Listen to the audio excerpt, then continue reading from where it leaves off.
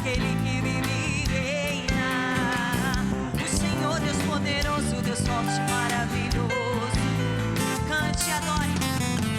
Meu desejo é muitas almas ganhar e a cada dia multiplicar. Jamais deixar o teu nome exaltar. A mão lá em cima assim, ó.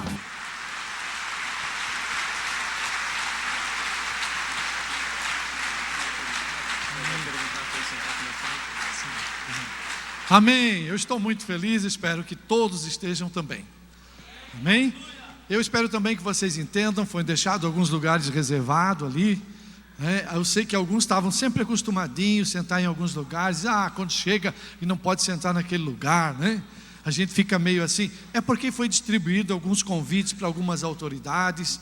Então a gente também queria dar, né, honrar eles naquele lugar. Eu espero que vocês entendam a gente. Eu gostaria de saber, aqui, eu estou muito feliz com a presença do presidente da Câmara, né, entre nós. Eu gostaria de saber se tem mais alguma autoridade que está entre nós, de repente chegou. Amém? Pode chegar aqui na frente, não tem? Amém. Mas se tivesse, nós queríamos honrar também. A Bíblia diz que a gente deve honrar nossas autoridades. E eu estou feliz, 25 anos, que Deus tem nos dado de vitória. Eu estava ali embaixo vendo tudo isso e começa a passar pela mente da gente. Vocês não têm noção. Eu me lembro de quando o primeiro local nós estávamos derrubando, pastor. Irmãos queridos, eu me alegro por participar desta festa espiritual. Me congratulo com esta igreja pelos seus 25 anos de caminhada na presença de Deus. Estou certo de que esta igreja tem sido uma bênção para esta cidade, para esse estado, para este país, para muitas nações do mundo. O texto que eu vou ler nesta noite está em Atos dos Apóstolos, capítulo 17. E nós vamos fazer a leitura do verso 16 até o verso 34. Esse é um dos mais importantes discursos do apóstolo Paulo. Ele estava na sua segunda viagem missionária, quando foi expulso da cidade de Bereia, e ele chega a Atenas. Atenas era a cidade mais culta do mundo, e ele chega ali e vê muitas coisas acontecendo, e esse texto é o relato do seu discurso, do seu sermão pregado naquela imponente cidade de Atenas. Está escrito assim: enquanto Paulo os esperava em Atenas, o seu espírito se revoltava em face da idolatria dominante na cidade. Por isso, dissertava na sinagoga entre os judeus e os gentios piedosos. Também na praça, todos os dias, entre os que se encontravam ali. E alguns dos filósofos epicureus e estoicos contendiam com ele, havendo quem perguntasse: que quer dizer esse tagarela? E outros: parece pregador de estranhos deuses, pois pregava Jesus e a ressurreição. E então, tomando-o consigo, o levaram ao Areópago, dizendo: poderemos saber que nova doutrina é essa que ensinas, posto que nos trazes aos ouvidos coisas estranhas? Queremos saber o que vem a ser isso. Pois todos os de Atenas e os estrangeiros residentes de outra coisa não cuidavam, senão dizer ou ouvir as últimas novidades. Então Paulo, levantando-se no meio do Areópago, disse: senhores atenienses, em tudo vos vejo acentuadamente religiosos, porque passando e observando os objetos de vosso culto, encontrei também um altar no qual está inscrito: ao Deus desconhecido. Pois esse que adorais sem conhecer é precisamente aquele que eu vos anuncio, o Deus que fez o mundo e tudo o que nele existe, sendo ele Senhor do céu e da terra, não habita em santuários feitos por mãos humanas, nem é servido por mãos humanas, como se de alguma coisa precisasse, pois Ele mesmo é quem a todos dá vida, respiração e tudo mais.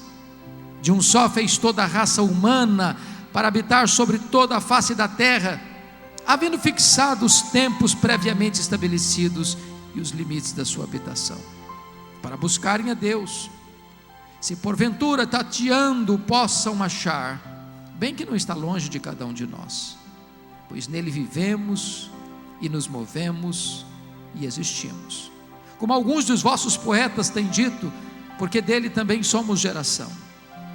Sendo, pois, geração de Deus, não devemos pensar que a divindade é semelhante ao ouro, à prata ou à pedra, trabalhados pela arte e imaginação do homem. Ora, não levou Deus em conta os tempos da ignorância. Agora, porém, notifica aos homens que todos, em toda parte, se arrependam. Porquanto estabeleceu um dia em que há de julgar o mundo com justiça, por meio de um varão que destinou e acreditou diante de todos, ressuscitando-o dentre os mortos.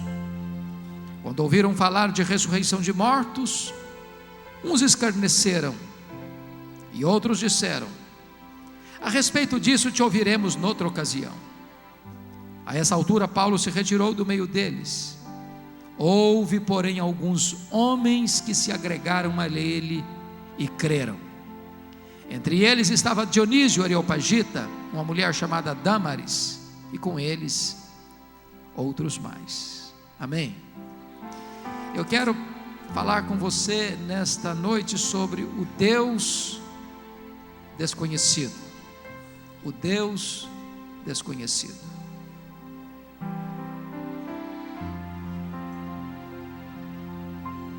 O grande bandeirante do cristianismo, o grande paladino da fé, o maior apóstolo, maior pregador do cristianismo, acabara de chegar em Atenas, a capital intelectual do mundo, a terra dos grandes luminares do saber humano, dos homens que encheram bibliotecas com a sua erudição, a terra de Péricles, a terra de Sócrates, a terra de Platão, a terra de Aristóteles, a terra dos grandes filósofos que influenciam até hoje a história da humanidade. E diz a Bíblia que Paulo chega naquela terra tão bafejada pela cultura e pelo conhecimento humano, e fica chocado, perplexo, porque esta mesma cidade que respira conhecimento está mergulhada nas mais profundas trevas espirituais, vivendo um obscurantismo espiritual, dominada pela idolatria. A cidade era uma selva de ídolos, a ponto de Suetônio afirmar que havia mais de 30.000 estátuas dedicadas aos deuses em Atenas, nesses dias de Paulo. Para cada cidade, para cada monumento, para cada pórtico, havia uma divindade. E Paulo caminha pela cidade, Paulo penetra pelas ruas, Paulo conversa com as pessoas, e cada vez mais o seu espírito vai se revoltando, porque havia mais deuses em Atenas do que homens. Isso levou Diógenes a satirizar com os atenienses, saindo um dia, sol a pino, com a lanterna acesa nas mãos, procurando atentamente alguma coisa. Quando alguém o abordou pelo seu gesto estranho e inusitado, perguntando-lhe: Diógenes, o que você procura? Ele respondeu: eu procuro um homem porque nessa terra só se vê deuses. Diz a Bíblia que Paulo vai para a sinagoga e disserta acerca da palavra de Deus lá, mas todos os dias na praça, na ágora, onde as pessoas se reuniam para ouvir os seus filósofos preferidos, discutindo suas ideias, Paulo discute também com os filósofos gregos. Que filósofos? Os epicureus e os estoicos. Quem eram os epicureus? Os epicureus eram aqueles que imaginavam e defendiam que a vida é apenas o aqui e o agora. Não tem futuro, não tem amanhã, não tem céu, não tem inferno, não tem eternidade, não tem bem-aventurança, não tem condenação eterna. A vida é apenas a breve jornada entre o berço e a sepultura. Morreu, acabou. Portanto, o sentido da vida para os epicureus é esse: comamos e bebamos, porque amanhã morreremos. O sentido da vida é o prazer. Curta a vida, beba todas as taças dos prazeres, porque não existe futuro, não existe amanhã. Essa filosofia ainda está viva. Há muitas pessoas que nunca pensaram no destino da sua alma, que nunca se prepararam para ter um encontro com Deus, que vivem a vida desatentamente, despercebidamente, bebendo todas as taças dos prazeres, como se nunca fossem morrer, como se nunca tivessem que um dia ter que estar na presença do Deus Todo-Poderoso para prestar conta da sua vida. Mas Paulo se reúne também com os estoicos. Quem eram os estoicos? Os estoicos eram os filósofos fatalistas. Acreditavam que a vida está marcada por um destino cego, implacável, que você não pode mudar o rumo da sua vida, que você nasceu com um destino, você nasceu carimbado, você não pode mudar isso. Você é esmagado debaixo de um rolo compressor, você não pode respirar, você não pode sonhar, você não pode ter esperança. Essa filosofia também está viva. Ela pode ser traduzida pela música Gabriela Cravo e Canela. Eu nasci assim, eu vivi assim, eu vou morrer assim. É gente que não tem esperança, é gente que acha que a crise é permanente, é gente que não acredita na possibilidade de romper com os grilhões do pecado, do vício, que não acredita mais na possibilidade de restaurar o casamento, a família. É gente que não acredita mais que possa encontrar o perdão de Deus e receber a vida eterna. Paulo discute com essa gente,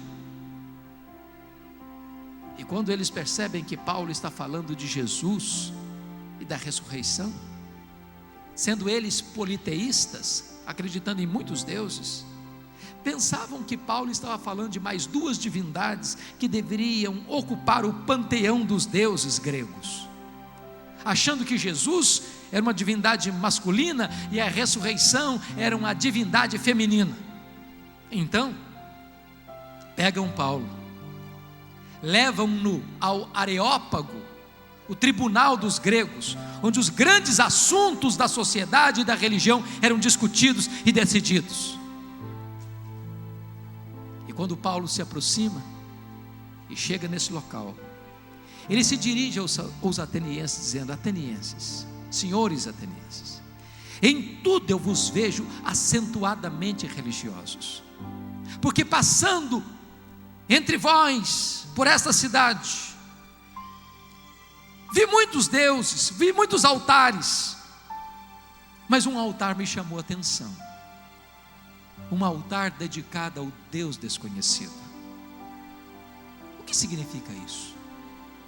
É que os atenienses acreditavam que os seus deuses eram vingativos, iracundos, punitivos. Então, para tudo tinha que ter um Deus: o Deus do fogo, o Deus da água, o Deus do céu, o Deus da terra, o Deus do mar. E eles tinham muito medo que alguma divindade tivesse sido esquecida por eles, porque se alguma divindade tivesse sido esquecida e não tivesse um altar levantado na cidade, essa divindade poderia puni-los. Então, para se livrarem da fúria de um Deus que eles não sabiam qual era, eles levantaram em Atenas um altar ao Deus desconhecido. E Paulo pega esse gancho e diz para os atenienses: hoje eu quero falar para vocês do Deus que vocês não conhecem.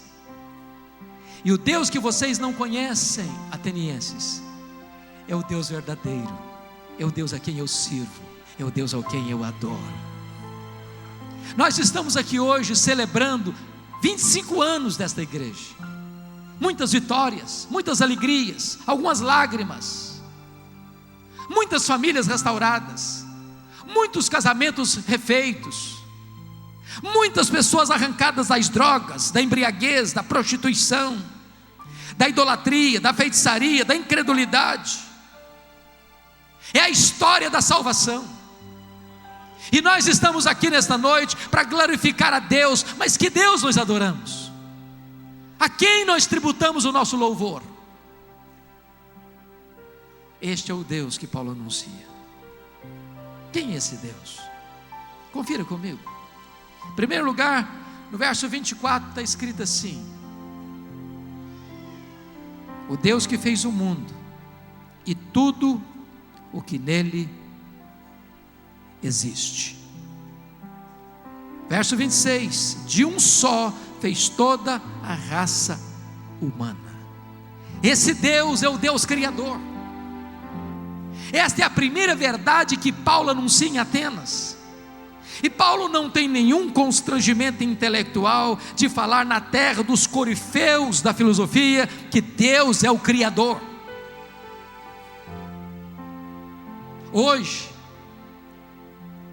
desde 1859, quando Charles Darwin publicou o seu livro As Origens das Espécies, é que em muitos lugares se imagina e até se prega que aqueles que creem na criação, no criacionismo, são desprovidos de inteligência, estão alienados intelectualmente.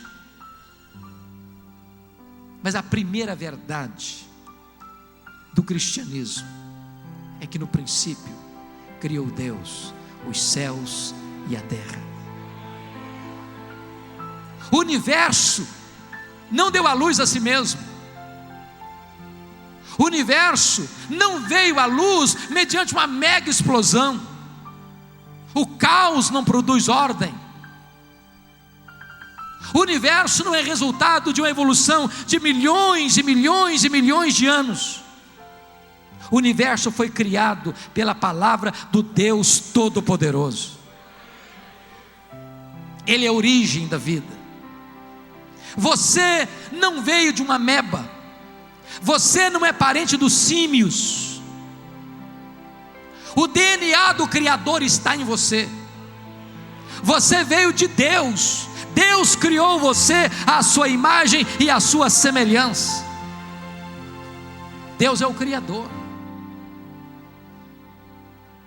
Essa verdade hoje tem sido atacada nas escolas primárias, nas universidades, na imprensa, na mídia.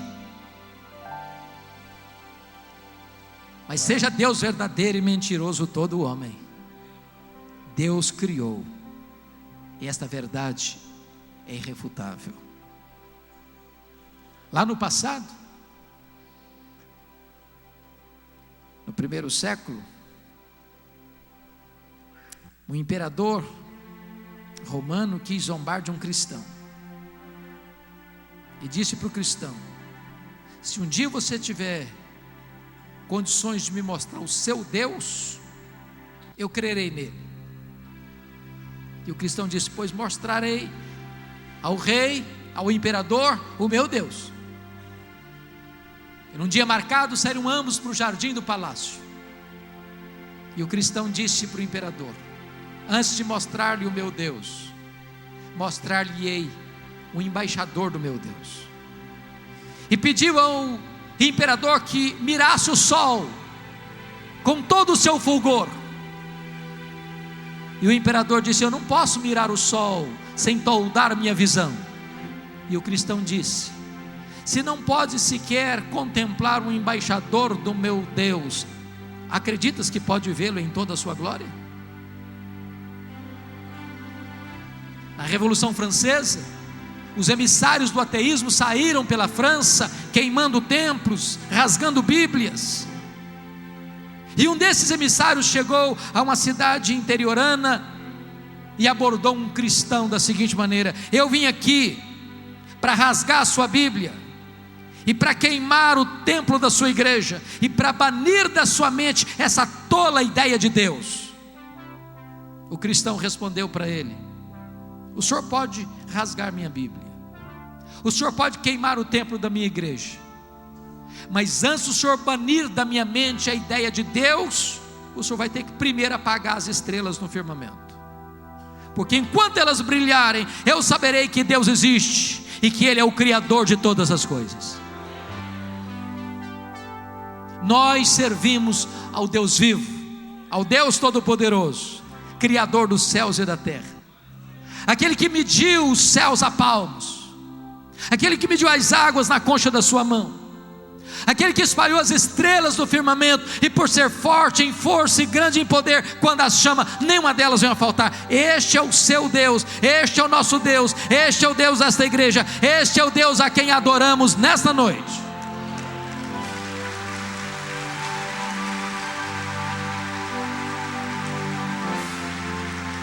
Segundo lugar, queridos, o apóstolo Paulo diz que o Deus que os atenienses não conheciam é o Deus da providência. Confira comigo o verso 25, a parte B, quando diz assim: pois Ele mesmo é quem a todos dá vida, respiração e tudo mais. E o verso 28 diz: pois nele vivemos e nos movemos e existimos. Louvado seja o seu nome. Quer dizer para você que o Deus que os atenienses não conheciam não é apenas o Deus criador, mas é o Deus preservador da vida. Cada flor que nasce, Deus dá vida nessa semente, e a flor brota e o fruto vem. Você e eu estamos aqui é porque Deus existe. Se o seu pulmão tem ar, é porque Deus existe. Se tem pão sobre a sua mesa, é porque Deus existe. Se você sai de casa e vai para o trabalho e volta do trabalho para casa, é porque Deus existe. Se seu filho nasceu, se a sua filha nasceu, é porque Deus existe.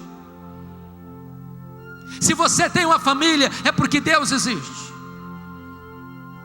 Ele é quem dá vida, Ele é quem dá a respiração, Ele é quem dá a roupa, Ele é quem dá o alimento, Ele é quem dá a inteligência, Ele é quem dá a saúde, Ele é quem dá o trabalho, Ele é quem dá a prosperidade, Ele é quem dá toda a sorte e bênção, Ele é quem deu e dá a você a vida eterna, a salvação em Cristo. Você vive nele, você se move nele, você existe nele, e por causa dele, é Ele que é a razão da nossa vida. Louvado seja o seu nome. Ele é o Deus da providência. Mas em terceiro lugar, irmãos, confira comigo, o Deus que os atenienses não conheciam é o Deus da nossa salvação. Olha o verso 18: parece pregador de estranhos deuses, pois pregava Jesus e a ressurreição. Os atenienses, gregos que eram, eles não acreditavam na ressurreição do corpo, eles acreditavam na imortalidade da alma, mas não acreditavam na ressurreição do corpo. Para os gregos, o corpo é a prisão da alma. Para os gregos, pensar que a alma que foi liberta do corpo na morte, voltar a ocupar esse corpo, era um retrocesso. Eles escarneciam dessa ideia. E Paulo chega em Atenas, anunciando Jesus, o Filho de Deus, que por amor a você veio ao mundo, e que por amor a você levou todos os seus pecados sobre a cruz, que por amor a você pegou o seu pecado e levou sobre o seu próprio corpo, sobre o madeiro, e morreu por eles, se fazendo ele mesmo pecado por amor a você. Mas Paulo diz que esse Jesus, que foi morto pelos nossos pecados, ressuscitou para nossa justificação.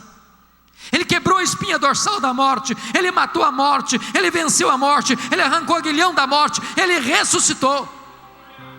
E esse Jesus que venceu a morte, esse Jesus que triunfou sobre a sepultura, esse Jesus que trouxe à luz a imortalidade e a vida eterna, é o Jesus que Paulo anunciou em Atenas como o único que pode salvar, como o único que pode perdoar, como o único que pode mediar a sua relação com Deus, como o único que pode levar você à presença do Pai.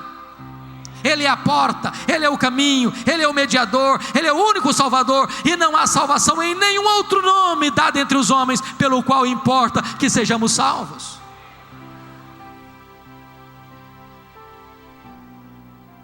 Eu quero dizer para você que o Deus que os atenienses não conheciam é o nosso grande Deus e Salvador Jesus Cristo.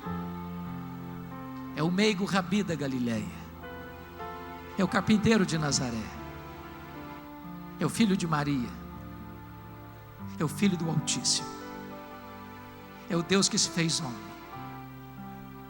é o Verbo que se fez carne, é o eterno que entrou no templo, é o transcendente que se fez imanente, é o santo, santo, santo, que se fez pecado por nós, é o Deus de toda a graça, é o Deus que nesta noite está de braços abertos para receber você e dizendo a você: se você está cansado e sobrecarregado, vinde a mim, eu vou aliviar você, eu vou dar descanso para a sua alma, vou perdoar o seu pecado, eu vou romper as algemas do vício que atormentam a sua vida, eu vou tirar você desse poço escuro, eu vou destruir o seu cativeiro, eu vou fazer de você uma pessoa livre, eu vou tirar você do império das trevas e vou levar você para um reino de luz. Eu vou tirar você da casa de Satanás e vou levar você para a casa do Deus vivo.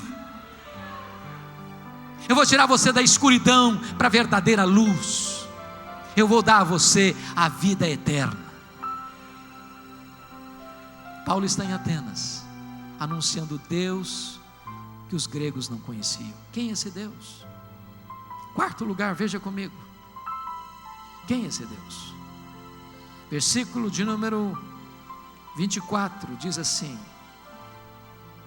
Deus, o Deus que fez o mundo e tudo que nele existe, sendo Ele Senhor do céu e da terra.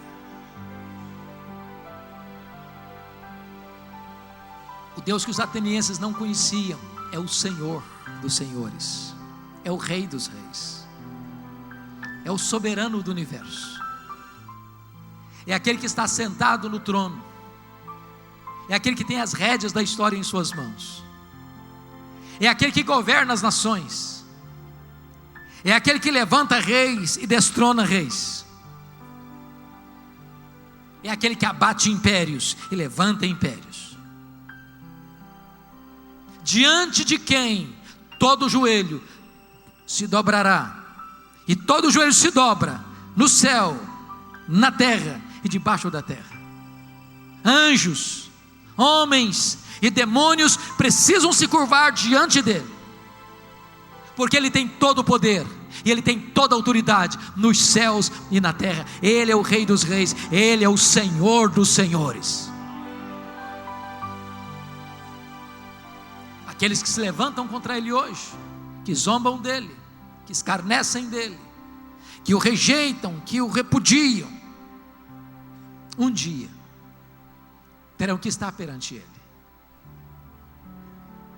E nesse dia, os homens grandes, os ricos, os poderosos, os intelectuais, os reis, os soberanos, vão pedir que os montes caiam sobre eles. Vão ter muito medo, não da morte, vão querer a própria morte, vão ter medo, muito medo, de enfrentar o Rei dos Reis, que será o juiz de vivos e de mortos. Esse Senhor, hoje,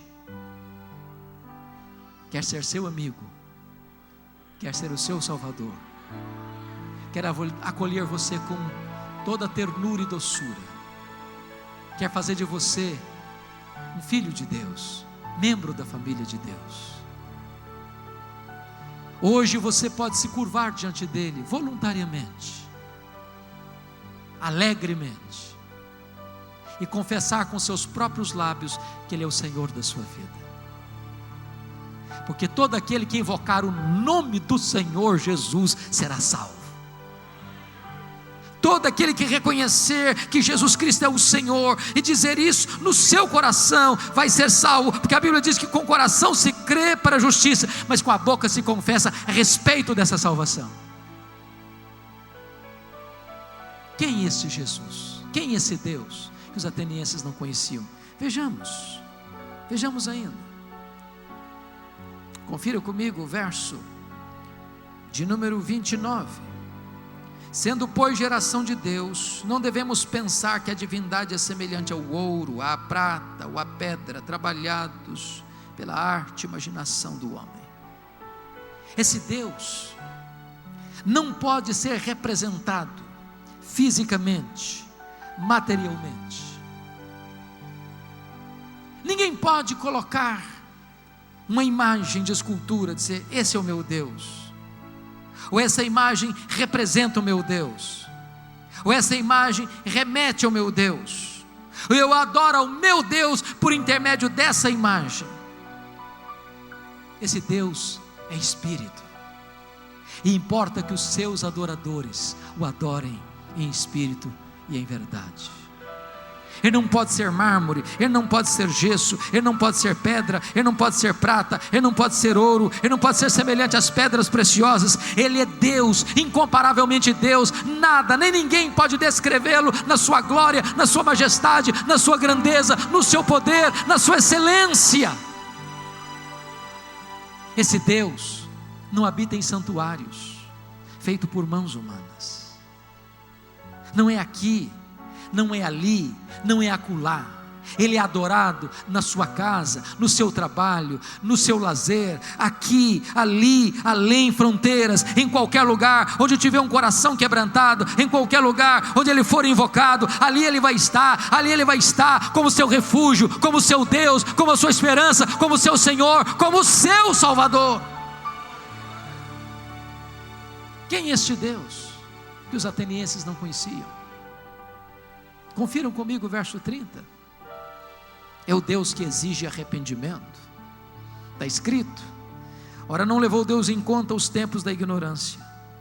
Agora, porém, notificam os homens que todos, não alguns, que todos, não em alguns lugares, em toda parte, se arrependam.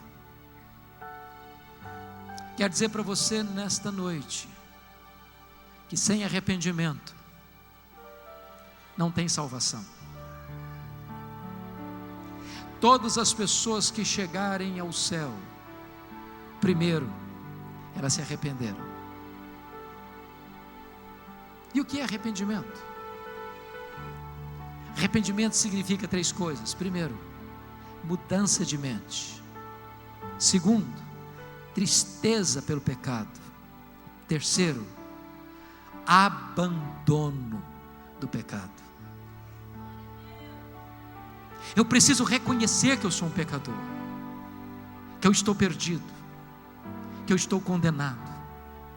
Enquanto eu julgar que eu sou uma pessoa boa, que eu mereço, que eu faço por onde, que eu posso ser salvo pelo meu esforço, pelas minhas obras, pelos meus méritos, pela minha religião, pela minha igreja, pelo meu pastor, pelos meus sacrifícios, pelos meus rituais religiosos, eu estarei enganando a mim mesmo. Jesus disse: eu não vim chamar justos, eu vim chamar pecadores. Os sãos não precisam de médicos, e sim os doentes. Só aquele que reconhece que é pecador pode ser perdoado. Então Deus exige que todos, em toda parte, se arrependam. É preciso que você sinta uma profunda tristeza no seu coração pelo pecado. Enquanto você amar o pecado, enquanto você se deleitar no pecado, enquanto você desejar o pecado, enquanto o pecado for o senhor da sua vida e dominar a sua vida, enquanto você não tiver tristeza por pecar contra Deus, não haverá arrependimento.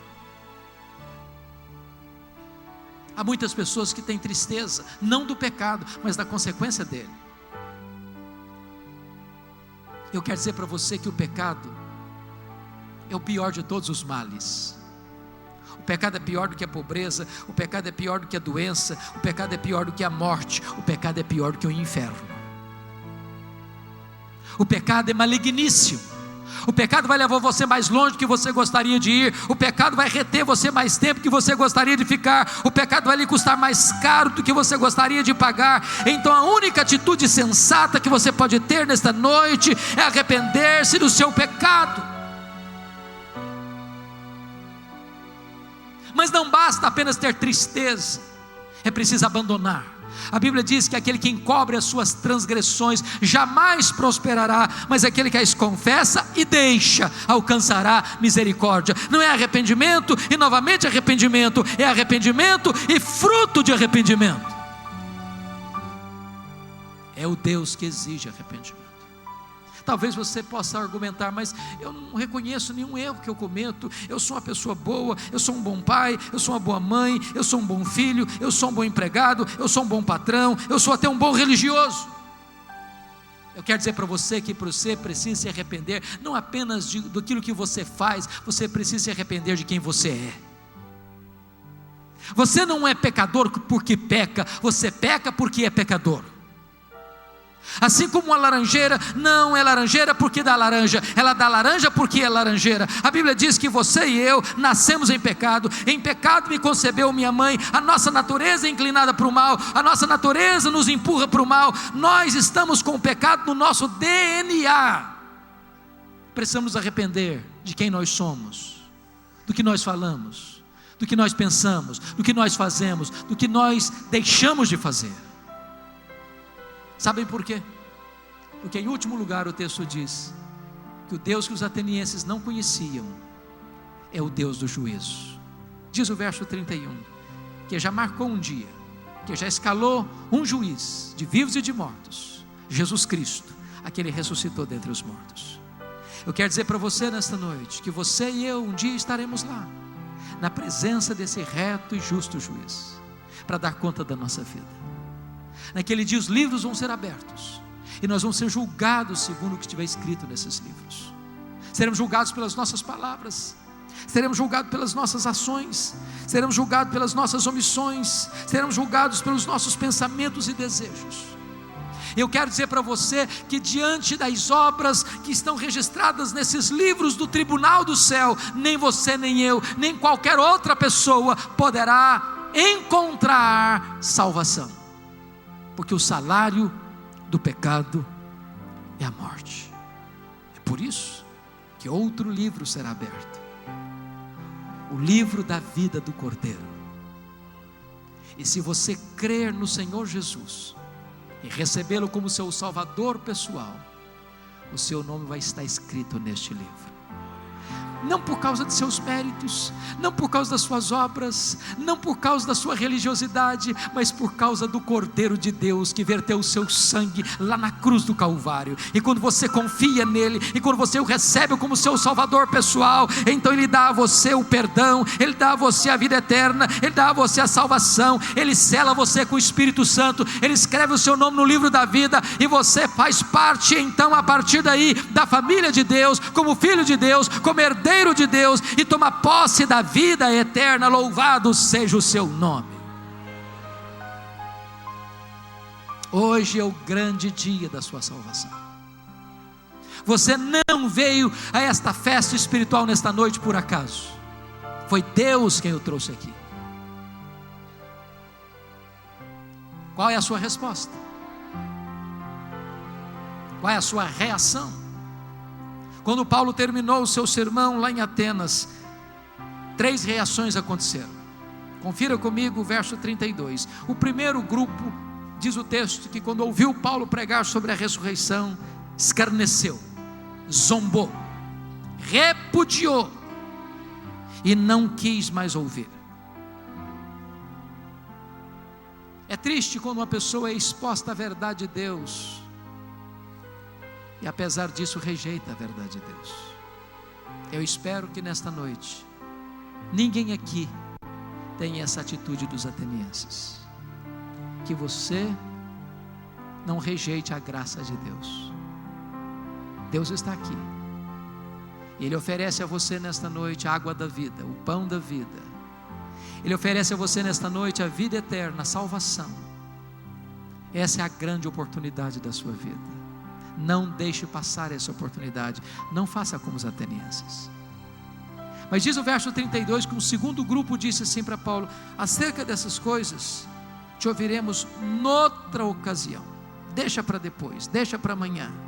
Nós vamos adiar a nossa decisão. Eu quero dizer para você que esta é a mais perigosa atitude que um ser humano pode tomar na vida. É deixar para depois. Isso porque você é tentado a pensar que você está no controle. E é tentado a pensar que você pode viver muito tempo ainda. E eu quero dizer para você que nenhum de nós tem garantia de que estará vivo daqui a 5 minutos. Há muitas pessoas que são colhidas sem tempo de se arrependerem. Por isso não é sensato, não é seguro, não é sábio você deixar para depois a mais importante decisão da sua vida. Hoje é o dia. Diz os estudiosos que certa feita houve uma assembleia no inferno. E os demônios estavam buscando um plano para impedir que pessoas fossem convertidas a Cristo. E naquela assembleia, o plenário foi aberto para o levantamento de propostas. Levantou um demônio e disse: eu tenho a solução. Vamos dizer para os homens que a Bíblia é uma falácia, é uma mentira. Papel aceita tudo. Quando um pregador se levantar para ler a Bíblia e pregar a Bíblia, não decreto a isso. Aí levantou um demônio mais experiente e disse: não, a Bíblia é palavra de Deus, já enfrentou fogueiras, intolerância, e saiu vitoriosa e sobranceira de todas essas atitudes de intolerância. Sempre que alguém pregar a palavra de Deus, vai ter resultado. Aí levantou outro demônio e disse: não, então vamos dizer para os homens que eles não são pecadores, que eles são bons, que eles não precisam de Deus. Aí levantou um outro demônio e disse: não, mas essa não vai funcionar, porque o homem tem ciência de que ele erra, de que ele peca contra Deus, ele tem uma tristeza dentro dele quando ele erra, e ele se arrepender, ele vai ser salvo, e nós vamos perder essa pessoa, nós temos que encontrar outra saída. E buscaram muitas alternativas, até que o maioral do inferno disse: eu tenho a solução. Vamos dizer para o homem que a Bíblia é a palavra de Deus. Vamos dizer para o homem que ele é pecador. Vamos dizer para o homem que só Jesus Cristo salva. Vamos dizer para o homem que ele precisa se arrepender. Mas vamos dizer uma coisinha a mais para o homem. Vamos dizer para ele o seguinte: agora é cedo demais, amanhã você pensa nisso, depois, mais tarde, quem sabe. Deixa para depois. Aqui está o grande perigo, porque o amanhã pode não existir para você. Amanhã pode ser tarde demais. Hoje é o dia oportuno, hoje é o dia da salvação. Se você ouvir a voz de Deus, não endureça o seu coração. Mas diz o verso 34 que houve uma terceira reação. Alguns creram e se agregaram a Paulo. Alguns receberam a mensagem. Alguns foram salvos por essa mensagem. E a minha grande expectativa nessa noite é que haja salvação nesta casa nesta noite, que haja alegria entre nós e festa no céu, porque a Bíblia diz que há festa diante dos anjos de Deus por um pecador que se arrepende. Louvado seja o seu nome. Hoje é o dia da sua decisão, a mais importante decisão da sua vida. Você que entrou aqui hoje abatido, triste, você que entrou aqui hoje mergulhado numa escuridão profunda na sua alma, hoje você pode sair daqui livre, hoje você pode sair daqui perdoado, hoje você pode sair daqui liberto, hoje você pode sair daqui saltando de alegria na presença de Deus, hoje você pode sair daqui como filho de Deus, como herdeiro de Deus, você pode sair daqui como cidadão do céu e ter a certeza de que seu nome está escrito no livro da vida. A única coisa que você precisa é arrepender-se e pôr a sua confiança em Jesus Cristo, o Filho de Deus. Só Ele pode levar você em segurança ao céu. Eu quero concluir contando a você um fato da história. Aconteceu no dia 30 de julho de 1958, lá nos Estados Unidos, entre Estados Unidos e Canadá, na Cachoeira do Niágara. O maior equilibrista do mundo, Charles Blondin, prometeu uma grande façanha. Ele esticaria um cabo de aço por sobre a tormenta da Cachoeira do Niágara e atravessaria sobre o cabo de aço, por cima da tormenta, diante de uma grande multidão. Os trens, os ônibus lotados de Toronto, de Buffalo, aglomeraram uma grande multidão ao redor daquela cachoeira. E Charles Blondin esticou aquele cabo de aço. E diante de uma multidão expectante, ele subiu naquele cabo de aço. A multidão olhando, respiração suspensa, e ele caminhando, lentamente, serenamente, seguramente, até atravessar para o outro lado. A multidão irrompeu em aplausos efusivos diante de tamanha façanha. Então,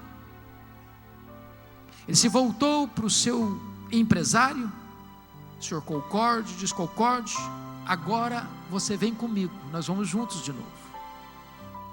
A multidão eletrizada mal conseguia respirar, e ambos subiram naquele cabo de aço.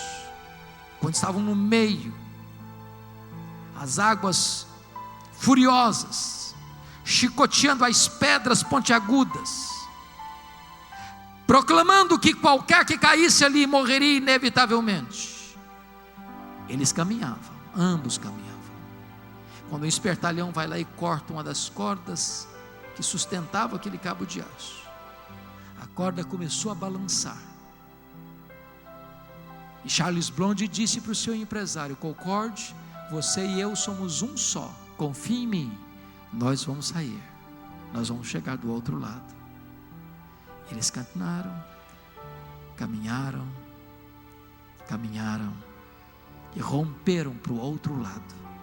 E a multidão aplaudiu demorada e ruidosamente. Eu quero dizer para você que entre a terra e o céu há um grande abismo.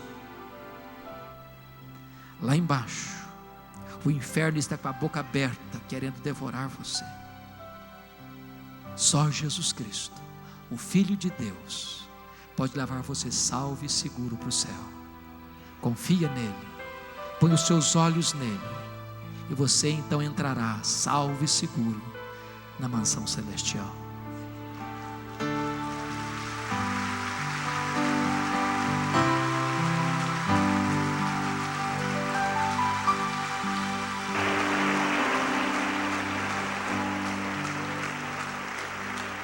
Eu quero convidar você nesta noite a fechar seus olhos. Fechar seus olhos. Quem sabe esta é a noite mais importante da sua história. A minha pergunta não é se você é cristão. Minha pergunta não é se você é filho de crente. Minha pergunta não é se você já foi batizado. Minha pergunta não é se você tem uma Bíblia em casa.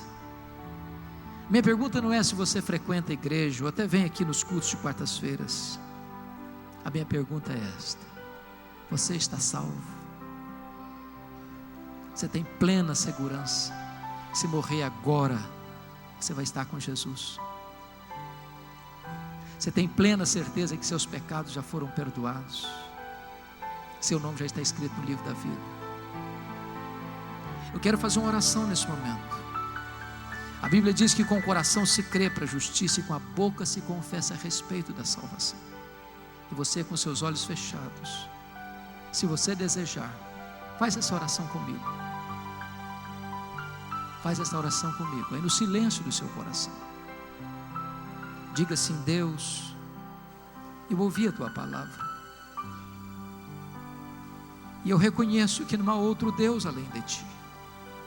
Tu és o Deus Criador, Tu és o Deus da providência, Tu és o Deus da salvação, Tu és o Senhor, Tu és Espírito, Tu és o Deus que exige arrependimento, o Deus que um dia vai julgar vivos e mortos. E eu reconheço, Deus, que eu sou um pecador, que eu não posso limpar os meus próprios pecados, não posso me ver livres deles por mim mesmo. Eu reconheço que eu tenho feito tanta coisa errada e entristecido o Espírito Santo. E eu te peço nesta noite, Deus, perdoa os meus pecados, limpa o meu coração, liberta-me, transforma-me, perdoa-me, salva-me, Senhor. Eu confesso Jesus Cristo como o Senhor da minha vida, como o meu Salvador pessoal. E eu me arrependo dos meus pecados e ponho a minha confiança em Jesus Cristo, teu Filho, meu Salvador.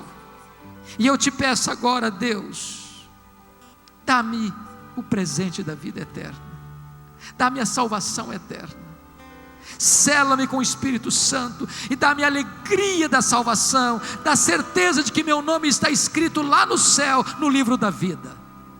Eu quero sair daqui hoje uma nova criatura, com um novo coração, uma nova mente, uma nova vida. Eu quero experimentar as delícias da vida eterna. Eu quero conhecer e experimentar estes rios de água viva fluindo do meu interior. Eu quero tomar posse da vida eterna, da vida abundante que Jesus oferece. Eu faço essa oração, Senhor, humildemente, no nome poderoso de Jesus. Amém.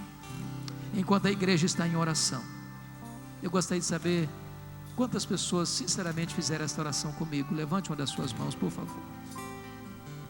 Bendito seja Deus, bendito seja Deus. Vamos ficar em pé e vamos dar graças ao Senhor. Pastor Gilmar, venha agradecer a Deus.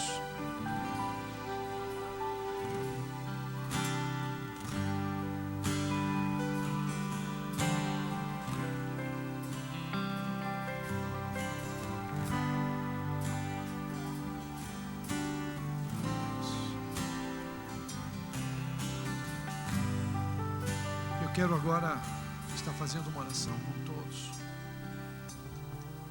Não sei como é que você entrou aqui.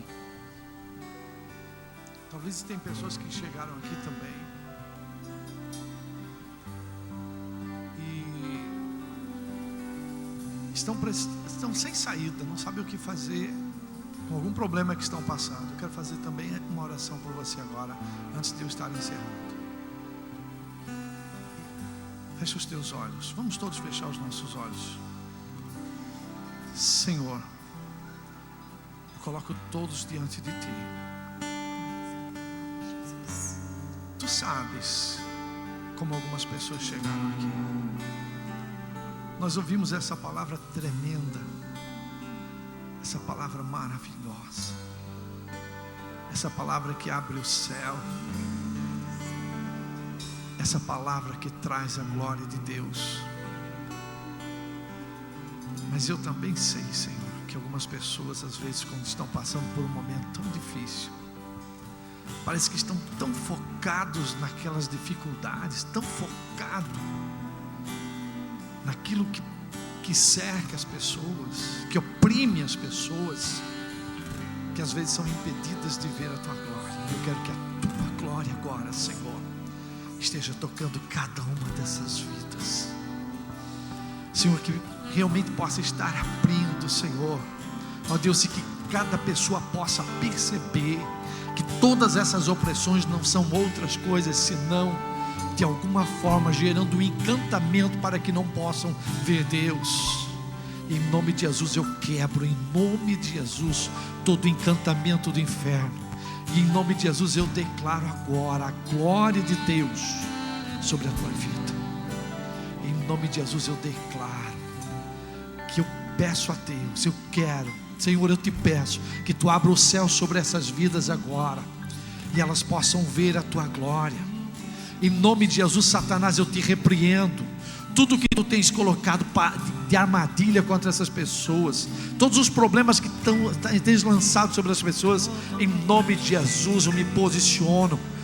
Em nome de Jesus eu repreendo, em nome de Jesus eu lanço fora. Em nome de Jesus eu declaro que começa tudo a ser destruído, e a glória de Deus começa a se manifestar na tua vida, e que tu possas ver a glória de Deus. Em nome de Jesus, que todas as escamas do inferno sejam caídas da tua vida, em nome de Jesus, e tu possas ver a glória de Deus. Por isso, em nome de Jesus, aquele que está enfermo, está preso por essa enfermidade, está sofrendo essa enfermidade, eu repreendo em nome de Jesus agora. Em nome de Jesus, fora toda enfermidade, fora desse corpo, longe dessa vida. Eu repreendo o espírito de enfermidade, em nome de Jesus. Eu repreendo também os problemas financeiros. Eu repreendo em nome de Jesus tudo que é das trevas, problemas familiares, problema no casamento, no nome de Jesus. E eu declaro agora uma unção do Senhor transformando a tua vida, no nome de Jesus. Mas eu gostaria de agora, junto com todos, feche os olhos, eu quero fazer uma oração. Eu gostaria que todos repetissem as minhas palavras. Fechem os olhos. Senhor Jesus, mais uma vez, nós te pedimos perdão de todos os pecados. Senhor Jesus, eu renuncio todo pacto, aliança que eu possa ter feito com o inferno e com as trevas. Se alguém fez alguma aliança em meu lugar, alguém consagrou meu nome, eu renuncio agora, no nome de Jesus. E Senhor Jesus, eu entrego a minha vida totalmente a Ti, e eu conto com a Tua presença e a Tua glória sempre sobre a minha vida. Em nome de Jesus, eu te peço, eu quero que o meu nome esteja escrito no céu. Amém. Continue com os olhos fechados. Senhor, eu quero que a Tua glória agora, Pai, esteja sobre todos. Que a Tua unção esteja aqui nesse lugar, Senhor. Aquela unção de salvação, Senhor, que está sobre, que desde o início da palavra está operando, Pai. Eu quero que esteja sobre todos, em nome de Jesus, de todos os pecados, tudo que é do inferno e tudo que é das trevas, que tem roubado essas vidas, em nome de Jesus. Todo encantamento do inferno, todos os pecados sejam aniquilados no nome de Jesus. E em nome de Jesus, Senhor, perdoa, lava, limpa, e que elas possam lançar fora de suas vidas agora, abrindo seus corações, lançando fora toda mágoa, toda tristeza, toda decepção, toda dor, em nome de Jesus. E em nome de Jesus, Senhor, eu quero que Tu lava totalmente esses corações, para que esse coração possa ser Tua morada, e que Tu possa estar dirigindo, Senhor, cada um deles os seus passos, colocando anjos ao redor deles, e o Teu Espírito Santo, Senhor, sempre envolvendo cada um deles, no nome de Jesus. Amém. Amém. Glória a Deus. Tome assento, querido.